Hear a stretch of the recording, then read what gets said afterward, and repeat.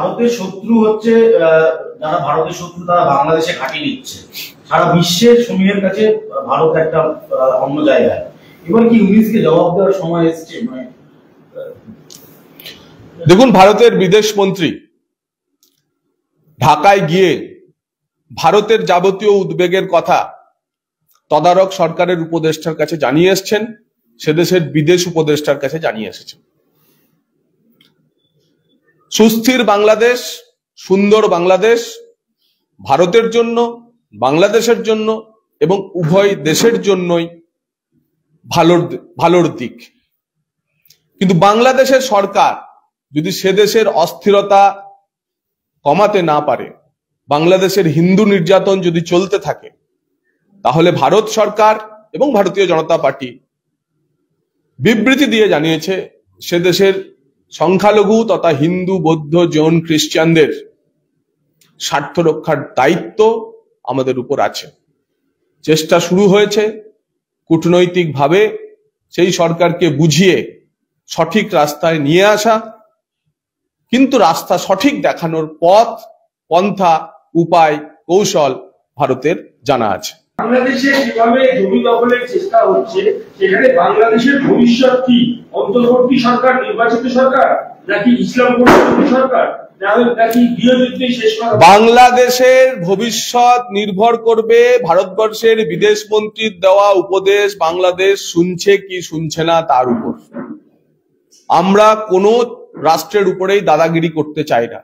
আমরা প্রত্যেক রাষ্ট্রকে সমান এবং মর্যাদার সঙ্গে দেখতে চাই। সেই বার্তায় বাংলাদেশের তদারক সরকারকে দেওয়া হয়েছে। এখন বাংলাদেশের ভবিষ্যৎ আলোর পথে নেবে না অন্ধকারের পথে নেবে, তা সে দেশের 19 সরকারের উপর নির্ভর করছে। ভারতের এটি স্পষ্ট বার্তা। আজকে বাংলাদেশের পক্ষ থেকে অবসরপ্রাপ্ত কর্নেল আলী আহমেদ তিনি এই ভারতের যে বিদেশ নীতির কথা আপনি বলছেন, বিদেশ সচিবের বক্তব্য অনুযায়ী সেই বিষয় প্রশ্ন তুলে তিনি বললেন, মোদীকে বলবো বাংলাদেশের বিরুদ্ধে অবস্থান গ্রহণ করবেন না। আপনাদের অনেকগুলি দেশের অর্থনীতি নির্ভর করে বাংলাদেশের উপরে, বাংলাদেশের সঙ্গে পাঙ্গা নিলে আপনার কিন্তু খুব কষ্টলি হবে। ভারতবর্ষের বিদেশ নীতি বাংলাদেশের পক্ষে,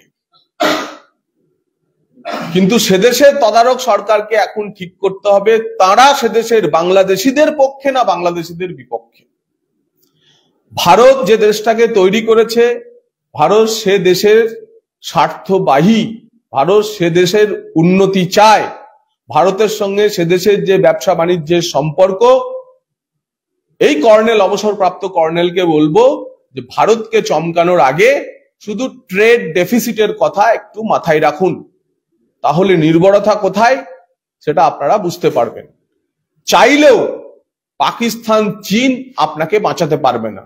নুন, পেঁয়াজ, আলু, চাল বন্ধ করে দিলেই আপনার দেশ না খেয়ে মরবে। তো সেই কারণে আমাদের বিদেশ নীতি বড় ভাইয়ের বিদেশ নীতি নয়, আমাদের বিদেশ নীতি টেনে ধরে বাংলাদেশকে তোলার বিদেশ নীতি। ইউনূস সরকার হোক বা তদারক সরকারের অন্যান্য উপদেষ্টারা যত তাড়াতাড়ি এটা বুঝবেন, ততই মঙ্গল, ততই বিপদ মুক্ত বাংলাদেশ তৈরি হবে। অস্ত্র ব্যবসায়ী লুৎফুজ্জামান বাবর, তাকে মুক্তি দিচ্ছে বাংলাদেশ। একে মুক্তি দিয়ে কি অশান্ত করার চেষ্টা করা হবে ভারতকে? এক, আর দ্বিতীয় হলো ভারতের বিচ্ছিন্নতাবাদী যারা রয়েছে তারা কি অস্ত্র সরবরাহে আরো বেশি সক্রিয় হয়ে যাবে? দেখুন, বাংলাদেশে যে পরিস্থিতি তৈরি হয়েছে, এক চূড়ান্ত অরাজক পরিস্থিতি তৈরি হয়েছে, এবং যত ভারত বিরোধী শক্তি শুধু নয়, বাংলাদেশ বিরোধী শক্তিও যারা আছে, যাদেরকে সেদেশের রাষ্ট্রযন্ত্র যাদেরকে গ্রেপ্তার করে রেখেছিল, এখন তারা একের পর এক ছাড়া পেয়ে যাচ্ছে। এরা যতটা না বাংলাদেশের মাটিতে থেকে ভারত বিরোধিতা করবে, তার থেকেও বেশি তারা বাংলাদেশের যে রাষ্ট্রযন্ত্র তার বিরোধী শক্তি এরা। তার ফলে এই শক্তি যত বাংলাদেশে বাড়বে, বাংলাদেশ ততই অস্থির হবে। তখন বাংলাদেশকে সঠিক পথে আনার জন্য কি ওষুধ প্রয়োজন তা ভারতবর্ষ জানে।